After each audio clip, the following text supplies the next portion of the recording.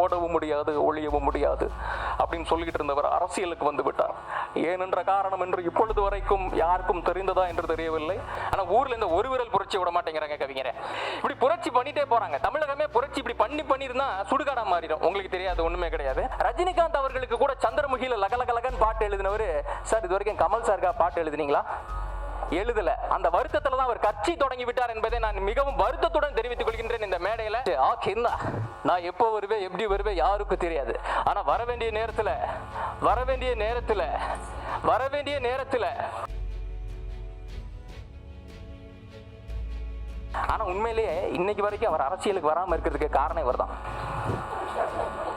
பல கோடி பேரின் அபிமானம், உனக்காக ஏங்கும் எதிர்காலம் அப்படின்னு எழுதினாரு. ஆனா இன்ன வரைக்கும் அந்த எதிர்காலம் அவருக்காக ஏங்கிட்டு இருக்கு அப்படின்றது சத்தியமா யாருக்கு புரிஞ்சதா இல்ல அவருக்கு புரிஞ்சதான்னு தெரியல. ஔவையாரும் பாரதியாரும் காணாத ஒரு தமிழ் சமுத்திரத்தை, சரித்திரத்தை அவர் தனது பாடலில் வைத்திருந்தார். காதல் பெசாசே, காதல் பெசாசே, இந்த ஆண்டவர் உங்களை ஆசீர்வதிப்பாராக, பெசாசே ஓடிப்போ அப்படின்ற கூட்டத்துக்கு போயிட்டு வந்திருப்பார் போல் இருக்க. நேர் நேர் தேமா, நிறை நேர் புலிமா, நீதாண்டி என் ஹேமா, உங்க அப்பன் தான் என் மாமா, ஊதா கலர் ரிப்பன், உனக்கு யாரு அப்பன். All over the world offence அப்படிதான் இருப்பாங்க. நம்ம தான் வெப்பன்ஸ் வச்சு டீல் பண்ணி ஆகணும். சின்ன பிள்ளையில கொஞ்சம் காம்ப்ளான் நிறைய கொடுத்து வளர்த்துட்டாங்க.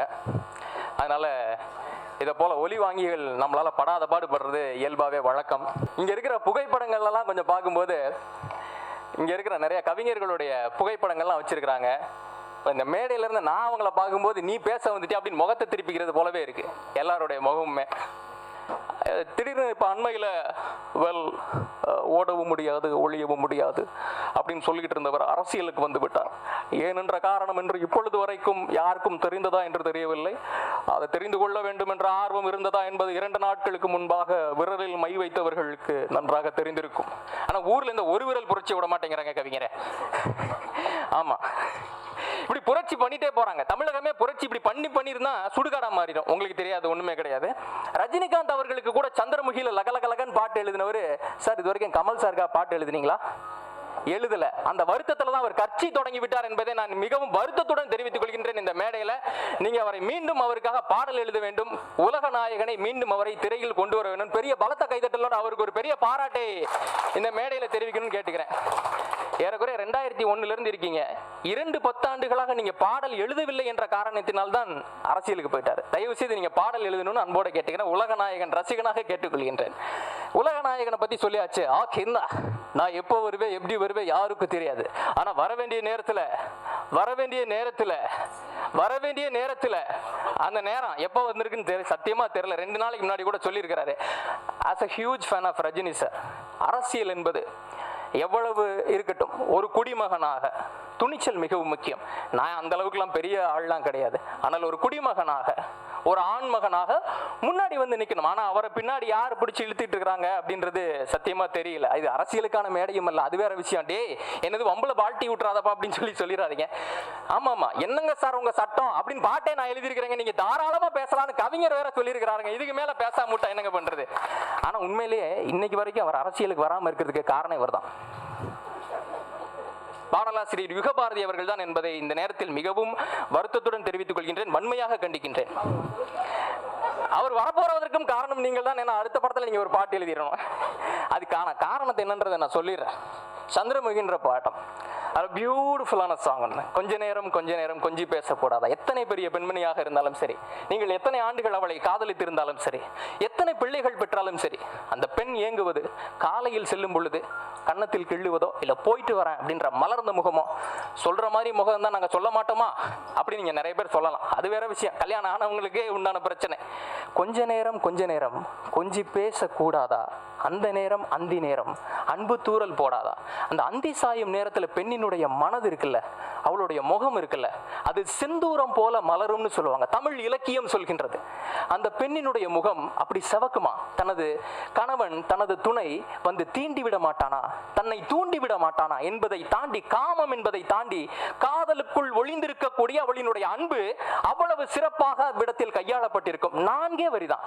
அந்த நேரம் அந்தி நேரம் அன்பு தூரல் போடாதா, இதெல்லாம் வரைக்கும் ஓகே, சிறப்பான பாடல். அதுக்கு அடுத்தது சரணத்தில் வரக்கூடிய பாட்டு எனக்கு ரொம்ப பிடிச்ச வரிகள் கவிஞர் அவர்களே. என்னன்னா, பல கோடி பேரின் அபிமானம், பல கோடி பேரின் அபிமானம், அவர் மேல வச்சிருந்த மதிப்பு நீங்க எவ்வளவு அளவு நீங்க கொடுத்திருக்கீங்க பாருங்க ஒரு கவிஞராக. உண்மையிலே நானும் அவரை ரசித்ததன் அடிப்படையில் தான் இந்த வரியை நான் மனசுல அவ்வளவு ஆழமா வச்சிருக்கேன். பல கோடி பேரின் அபிமானம், உனக்காக ஏங்கும் எதிர்காலம் அப்படின்னு எழுதினாரு.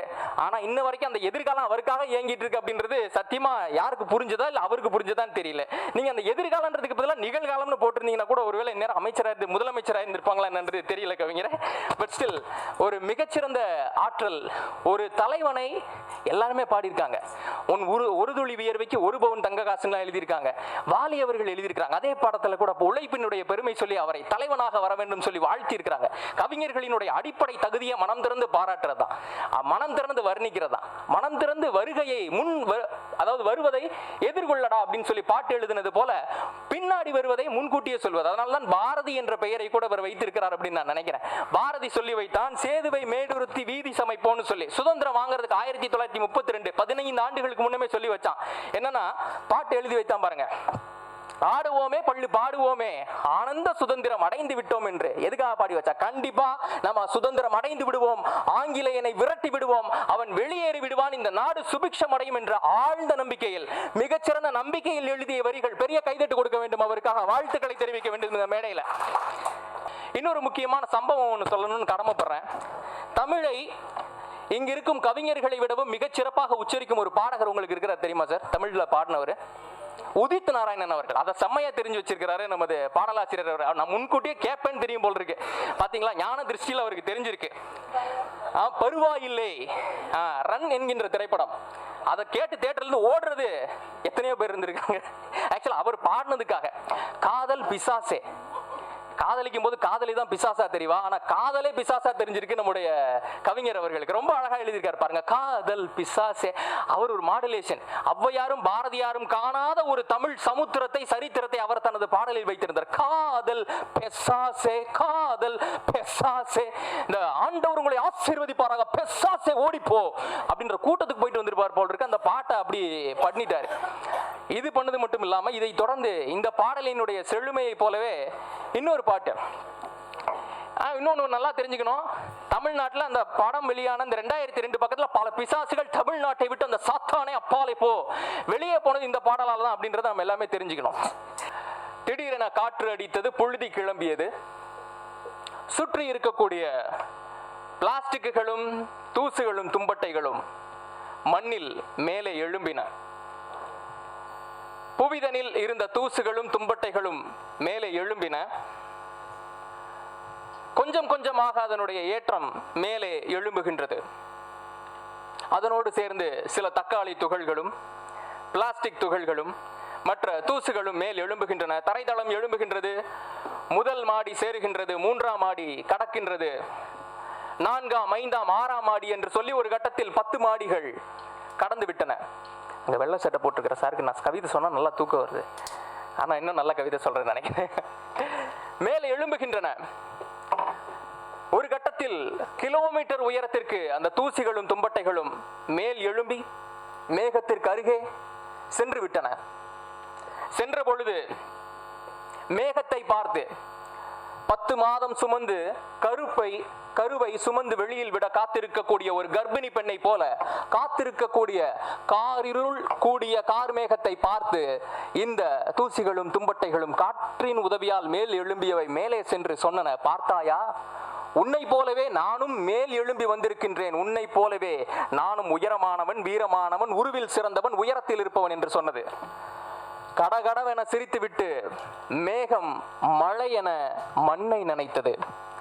கீழ் விழுந்த மழை மேல் தன்னை பார்த்து கொக்கரித்த தூசிகளையும் தும்பட்டைகளையும் பார்த்து சொன்னது, பெருமை மேலே ஏறுவதில் இல்லை, கீழே இறங்குவதில் இருக்கின்றது என்று.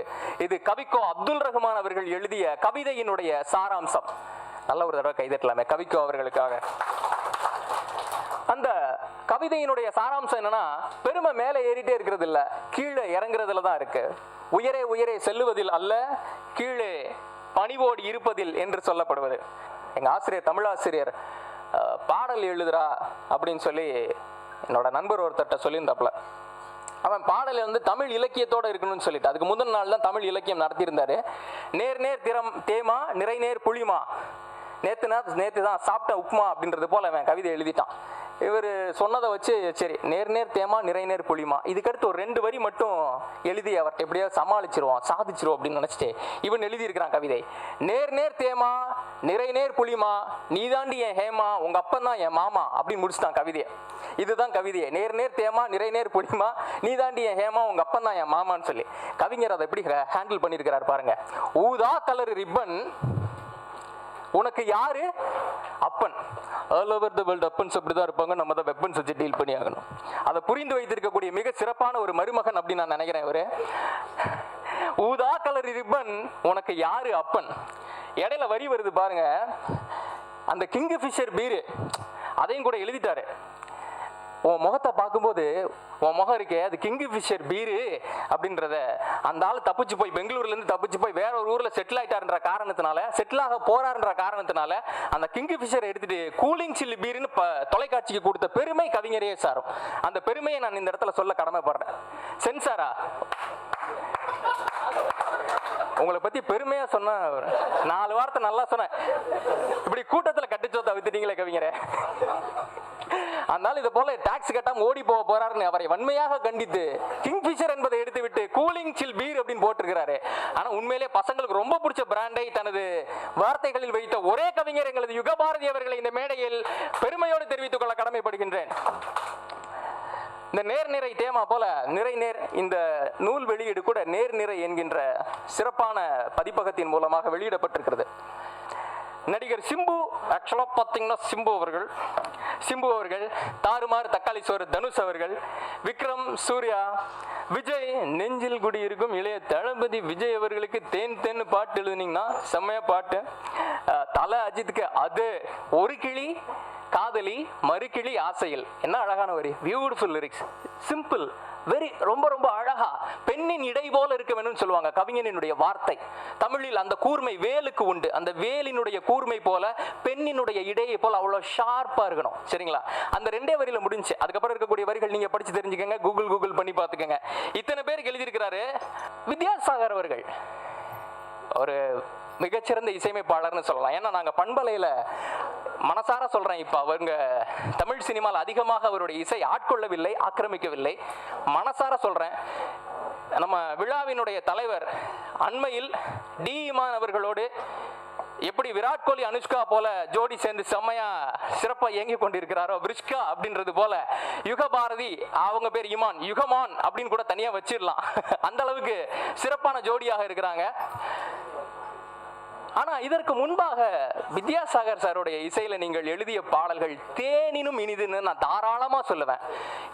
இந்த கூட்டணிக்கு அரங்க நிறைந்த ஒரு கைதட்டல் நாம் கொடுத்தே ஆக வேண்டும். அப்படிப்பட்ட பாடல்கள் சத்தியமா சொல்றேன். இப்ப கடந்த ஒரு 2001 இருந்து 2010 வரைக்கும் அடிச்சு சொல்றேன், ஒரு ஆர்ஜேவா எல்லாருமே சொன்னாங்க இந்த பாடல்கள் எல்லாம் நீங்க கவனிக்கிறது இல்லை, பாட்டு போடுறது இல்லை, அப்படிலாம் கிடையவே கிடையாது. தொடக்கத்துல நான் கல்லூரி சேரும்போது முன்னாடி இருக்கிறவர் பார்க்குறார், தம்பி நீங்கள் கல்லூரியெல்லாம் படிச்சிங்களா அப்படின்னு. கல்லூரி சேரும்போது குடும்ப சூழ்நிலை காரணமாக என்னுடைய அம்மா, நான் தமிழ் படிக்கணும்னு ரொம்ப விருப்பப்பட்டேன். என்னோட தமிழ் ஓரளவு நல்லா இருக்கும், தமிழ் படிக்கணும்னு விருப்பப்பட்டேன். அப்போ என்னுடைய அப்பா தவறி இருந்தாங்க. ஸோ குடும்ப சூழ்நிலை காரணமாக எங்கள் அம்மாட்ட ஸ்ட்ரெயிட் ஃபார்வர்டாக என்கிட்ட கேட்டாங்க, நேருக்கு நேராக கேட்டாங்க. எனக்கு கொஞ்சம் அந்த கணித அறிவுலாம் இருக்குன்றதுனால தமிழ் படித்தே ஆவேன் அப்படின்னு. இல்லை, உனக்கு 2 வாய்ப்பு தான், ஒன்று மேத்தமெட்டிக்ஸ் படி, இல்லை மாடு மேய்க்க போ அப்படின்னாங்க. எனக்கு மாடு மேய்க்க போகிறதுக்கு மேத்தமெட்டிக்ஸ் படிக்கிறது கொஞ்சம் நல்லா இருந்தது. 3 வருஷம் முடிச்சதுக்கு அப்புறமா தான் தெரிஞ்சது மாடே மேய்ச்சிருந்துருக்கலாம் அப்படின்றது. ஏன்னா அந்த அளவுக்கு மிக சிறப்பாக இருந்தது கணிதம். பாரதியாருக்கே கணக்கு ரொம்பவும் பிணக்கா இருந்தது இல்லைங்களா? கணக்கை கொஞ்சம் புரிஞ்சு படிக்கணும், பிடிச்சி படிக்கணும். அதே போல இவருடைய பாடல்களும் நம்மை புரிந்து கொள்ளவும் வைக்கும், பிடிக்கவும் வைக்கும். அவருடைய பாடலிலேயே மீண்டும் ஒரு பாடல், கொக்கரக்கோன்னு ஒரு சிறப்பான பாடல், கில்லி படத்துல. நீங்க இந்த பாடலை எந்த அளவுக்கு லவ் சாங்கா பாப்பீங்க அப்படின்றது தெரியல. கண்ணனுக்கு ராதைய போல, முருகனுக்கு வள்ளிய போல, ஆசை கொண்ட உயிருக்கெல்லாம் உறவிற்கு பூமியில. என்ன அழகான வரிகள்ங்க. இந்த அன்னை தெரசா சொன்னதாக இந்த வரிகள் நான் கேள்விப்பட்டிருக்கின்றேன். என்னன்னா, இந்த உலகத்துல எவளுமே அனாதை இல்லை. இந்த உலகத்தின் கடைசி உயிர் இந்த மண்ணில் இருக்கும் வரை ஒருவரும் இந்த உலகத்தில் அனாதைகளே இல்லை அப்படின்னு சொல்லி, man is a social animal. இங்க human is a social animal, சமூகத்தின் விலங்கு அப்படின்றது அந்த பாடலின் வரிகள்ல அது அவ்வளோ காதல் இருக்கும், அதுல சோகம் இருக்கும், இடையில நம்பிக்கையை பாய்த்திருப்பார் நமது கவிஞர் அவர்கள். 4 விஷயம் நம்ம மாந்தர்களுக்கு, குழந்தைகளுக்கு, குறிப்பா குழந்தைகளுக்கு சொல்ல வரேன். குழந்தைகளுக்குனா 3, ஆனா பெரியவங்க கொஞ்சம் வளர்ந்தவங்க அப்படின்னா 4 விஷயம் பெரும்பாலும் யாருக்குமே சலிக்காது. ஒன்று கடல். கடல் நீங்க எத்தனை பவரை பார்த்தாலும் சலிக்காது. என்னுடைய தமிழ் ஐயா சொன்னது, அதனால பழி அவர் மேல தூக்கி போட்டலாம், சலிச்சதுன்னு சொல்லி சொன்னா. முதல்ல கடல், இன்னொன்று ரயில், 3வது யானை. கடல், ரயில், யானை, இந்த 3 எப்பவுமே உங்களுக்கு சலிக்கவே சலிக்காது, எத்தனை முறை பார்த்தாலும். அதுல மிக முக்கியமாக கடலில் இருந்து மேல் எழும்பும் மேலே மழை, விண்ணின் மழை துளி மண்ணின் உயிர் துளின்னு சொல்றாங்க. அந்த மழையையும் காதலையும் கவிஞர் எத்தனை பாடல்களை ஒன்றிணைச்சு நம்முடைய மனங்களை நினைச்சிருக்கிறார் அப்படின்றத உங்களுக்கு சின்னதா சொல்றேன். காலை இளங்கதிராக கண்ணருகே நீ இருக்க, மாலை வரும் நிலவாக தொடுவேன் காத்தோட. அவன் பார்வை இல்லை அவனுக்கு, ஆனா காதலிய சொல்றான். காலை இளங்கதிராக, அப்படி மென்மையா இருக்காமா, தாயினுடைய கதகதப்பு போல கண்ணருகே நீ இருக்க. பார்வையே இல்லை அவனுக்கு, ஆனா என் கண்ணுக்கு பக்கத்துல கண்ணுக்கு கண்ணா நீ இருக்க. மாலை வரும் நிலவாக தொடுவேன் காற்றோட. நேத்திக்கு பௌர்ணமி எத்தனை பேர் ரசிச்சிங்கன்றது தெரியல. வானில் பூத்திருந்த அந்த பௌர்ணமி நிலவே. எப்பயுமே தமிழ் இலக்கியத்துல கதிரவனை மன்னனினுடைய வெகுஞ்சினத்திற்கு சொல்லுவாங்க. ஒருவன் மன்னன் என்பவன் போரில் எப்படி போராடுவான், அடிப்பான், யானைகளை துவம்சம் செய்வான், தனது படையின் மீதான அந்த வீரியத்தை எதிரி படை மீது காட்டி தனது போர் படையை எப்படி நிலைநாட்டுவான் அப்படின்றத கதிரவனினுடைய கனலுக்கு ஒப்பிடுவாங்க. அதே அவன் தனது மனைவியிடம் அன்பாக இருக்கும் வேளையில், காதலை சொல்லும் வேளையில் தலைவனாக அவனை நிலவோடு ஒப்பிடுவார்கள். இந்த 2ஐயுமே கவிஞர் இந்த பாடல் வரிகள்ல சிறப்பாக கையாண்டிருக்கிறாங்க. அதுக்கடுத்து இன்னைக்கு இருக்கக்கூடிய காதல் எல்லாருமே, அண்மையில நடிகர் பார்த்திபன் அவர்கள் கூட ஒரு மேடையில் ரொம்ப நக்கலா சொன்னாரு, பொறுத்துக்கணும், புரிஞ்சவங்க பொறுத்துக்கணும். இன்னைக்கு இருக்கிற காதல் எல்லாமே 96 போல இல்ல, இன்னைக்கு இருக்கிற காதல் எல்லாமே 96 போல இல்ல, எல்லாம் 69 போல இருக்கு அப்படின்னு சொல்லி சொன்னாரு. புரிஞ்சவங்க புரிஞ்சுக்கங்க, புரியாதவங்க புரிஞ்சவங்கள்ட்ட போய் கேட்டுக்கங்க.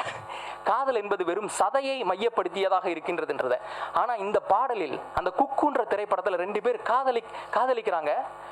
உருவம் தெரியவில்லை, உள்ளம் தெரியுது.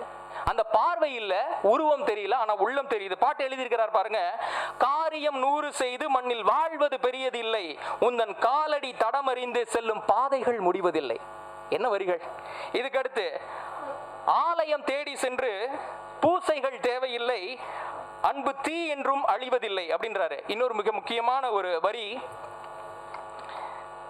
உறவது வடிவதுவோ கொண்ட உறவுகள் உணர்ந்து தொட, இருளது ஒளியதுவோ 2 இருதயம் கலந்து விட அப்படின்ற இந்த வரிகள். அப்புறம் இந்த வரிகள் அந்த பார்வையற்ற இருவரினுடைய காதலை இதற்கு மேல சொல்றதுக்கு வேற வரிகள் இல்லைன்னு நான் நினைக்கிறேன். ஏன்னா அந்த படம் முழுக்கவுமே அவ்வளவு காதலாலும் உங்களுடைய இலக்கியத்தாலும் நிறைந்திருந்தது. இன்னொரு 2-3 வார்த்தைகள். செம்பருத்தி பூவை போல சிநேகமான வாய்மொழி. கண்ணம்மா பாட்டு. கண்ணனினுடைய தீவிரமான ரசிகரா நீங்க? அதாவது புல்லாங்குழல் ஊதும் கண்ணன் அப்படிலாம் கிடையாதா? ஐயோ, கடவுள் கண்ணன், அது பாட்டு வரி, இது எதுக்கு நீங்க ரிலேட் பண்றீங்க, எதுக்கு பம்மல்கே சம்பந்தம் பண்றீங்கன்றார் கவிஞர். செம்பருத்தி பூவை போல சிநேகமான வாய்மொழி, இதை போல ஒரு சிநேகிதமான தோழமை ஒரு அக்கா நமக்கு கிடைச்சிட மாட்டாளா அப்படின்னு ஏங்க வச்ச பாட்டு. 2016ஆம் ஆண்டு அக்டோபர் 7ஆம் நாள் வெளியான ரெக்க படத்திலிருந்து வெளியான பாட்டு. ஒரு பெண்ணினுடைய மனதை அந்த வெள்ளை தாவணியில் ஒளித்து வைத்திருக்கும் அந்த ஒரு பெண் கண்ணனாக சிறப்பாக வர்ணிச்சிருப்பீங்க. செம்மையான பாட்டு. இன்று வரை பலரினுடைய ரிங்டோனாகவும் காலர் டியூனாகவும் இருந்து கொண்டிருக்கக்கூடிய பாட்டு. அப்புறம் ஒரு கணவர் பாயிண்ட் ஆஃப் வியூல இருந்து ஒரு வரி எழுதியிருக்கீங்களே ஜோக்கர் படத்துல, மாசம் சில போன பின்னே மாணிக்கமா ரெட்ட புள்ள, அதுவும் ஒத்த புள்ளையா பெத்தா ஆகாதாமா, பெத்தா ரெட்ட பிள்ளையா தான் வேணும். ஆமா, மாப்பிள்ள செம்பு இருந்தாதான் தாலி கட்டு வாரான் அப்படின்றது போல, மாசம் சில போன பின்னே மாணிக்கமா ரெட்ட புள்ள, ஒன்னா நீ பெத்து தந்தா மறுத்து வச்சு பில்லு மிச்சம். ஆமா, இருக்கிற விலைவாசிக்கு போனா பாதி சொத்தை எழுதி கேட்கறானுங்க ஹாஸ்பிட்டல்ல. ஏமா தயவு செஞ்சு சுகப்பிரசவமா பெத்து கொடுத்துருமா, அது 2 பிள்ளையா பெத்துக்கிடு, அதுவும் ஒரே பிரசவத்துல பெத்துக்கிடு. என்ன ஒரு கால்குலேஷன் பாத்தீங்களா? ஒரு சிறப்பான ஒரு கணவனினுடைய கால்குலேஷன். அதுவும் காதலனா இருக்கும்போது காசை தண்ணியா செலவு பண்ணுவாங்க, அதுக்கப்புறமா எப்படி இருக்கணும்ன்றதை இந்த வரிகள் உணர்த்தி இருக்கும்னு நினைக்கிறேன். அதுக்கடுத்த வரி 2, பெத்தெடுத்த பிள்ளைங்களை ரத்தினம் போல் ஆக்கணுமே, இது மிக முக்கியமான வார்த்தை, இந்தியாவுக்கு தேவையான வார்த்தை, குறிப்பெடுத்துக் கொள்ளுங்கள், வரலாற்று சிறப்பு மிக்க வார்த்தைகள். பெத்தெடுத்த பிள்ளைங்களை ரத்தினம் போல் ஆக்கணுமே, இங்கிலீஷை படிக்க வச்சு ஏரோப்ளைன் ஏற்றணுமே. கவிஞர் அவர்களே, இங்கிலீஷ் படித்தாதான் ஏரோப்ளைன் ஏறணுன்றது கிடையாது. டீ கடை வச்சாலே ஃப்ளைட்டில் ஏறலாம், அதுவும் குஜராத்தில் வச்சா ஊர் ஊரா போகலாம் என்பதை இந்த மேடையில் பணிவன்போடு தெரிவித்துக் கொள்ள கடமைப்படுகின்றேன். அதனால் இங்கிலீஷ் படித்தாதான் ஃப்ளைட் ஏறணுன்றது கிடையாது. துட்டு இருந்தாலே ஃப்ளைட் ஏறலாம், அல்லது டீ கடை வச்சாலே ஏறலாம். கணக்கு யாரும் கேட்க மாட்டாங்க. ஆனால் அண்மையில் ஏர் இந்தியா கேட்டிருக்கான், 450 கோடி கேட்டிருக்கான். அதுக்கு நாம பொறுப்பு கிடையாது. இதை போல கவிஞர் எண்ணற்ற வார்த்தைகளில் தனது வார்த்தைகளை, தனது இன்னிசையை, தனது கவி புலமையை சொல்லி இருக்கிறார். ஒன்னே ஒன்று மட்டும் சொல்லிக்கொண்டு இந்த மேடையை முடிக்க விளைகின்றேன். ஒன்னே ஒன்று சொல்ல கடமைப்படுறேன்.